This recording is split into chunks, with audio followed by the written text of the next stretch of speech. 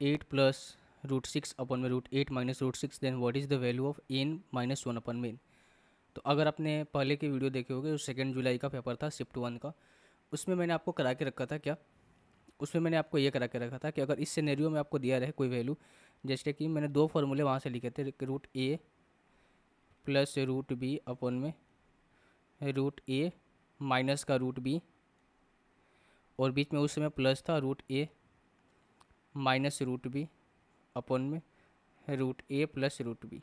तो उस केस में मैंने आपको जो फॉर्मूला बताया था वो तो 2 इंटू ए प्लस बी अपन में ए माइनस का बी। ये मैंने बताया था कब, जब यहाँ पर वैल्यू प्लस में थी।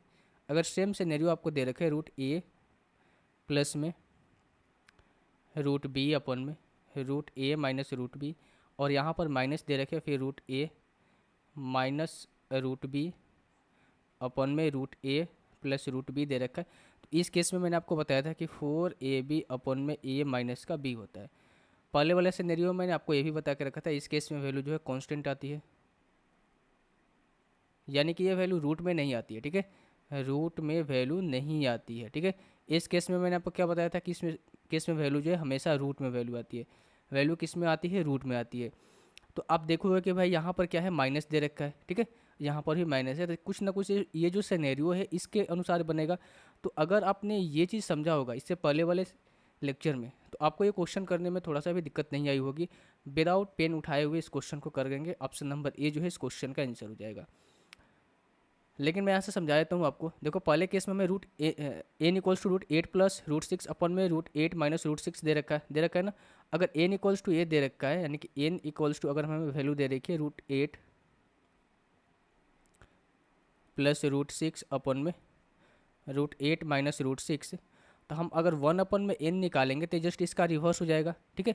क्यों रिवर्स हो जाएगा भाई, देखो एन इक्वल्स टू वैल्यू ये है, तो 1 अपन में एन निकालेंगे तो ये वैल्यू ऊपर चली जाएगी, ये वैल्यू नीचे चली जाएगी, उल्टा हो जाएगा, क्योंकि उल्टा लिख रहे हैं ना।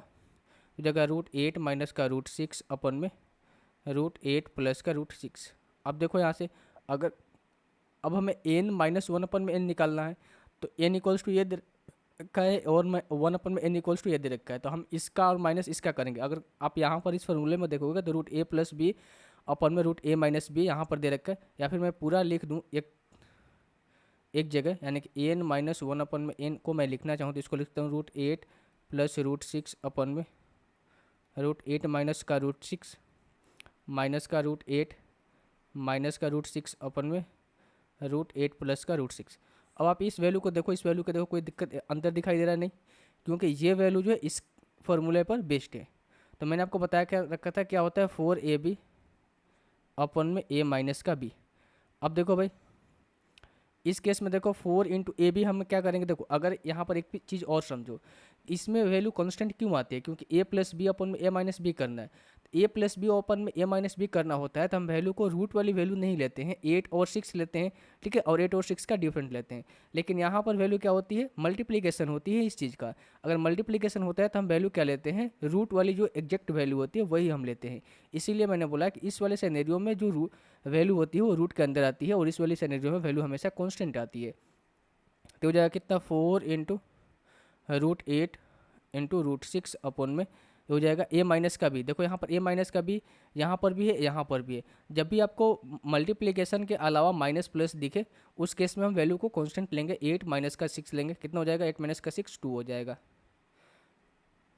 2 से कटेगा 2 बार में।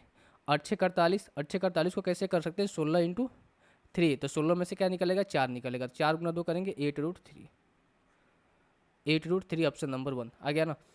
तो ये दो जो फॉर्मूले हैं ना आप इसको याद रखना भाई, अगर आपको इसको याद रखोगे तो इस तरह के क्वेश्चन को करने में आपको आसानी होगी।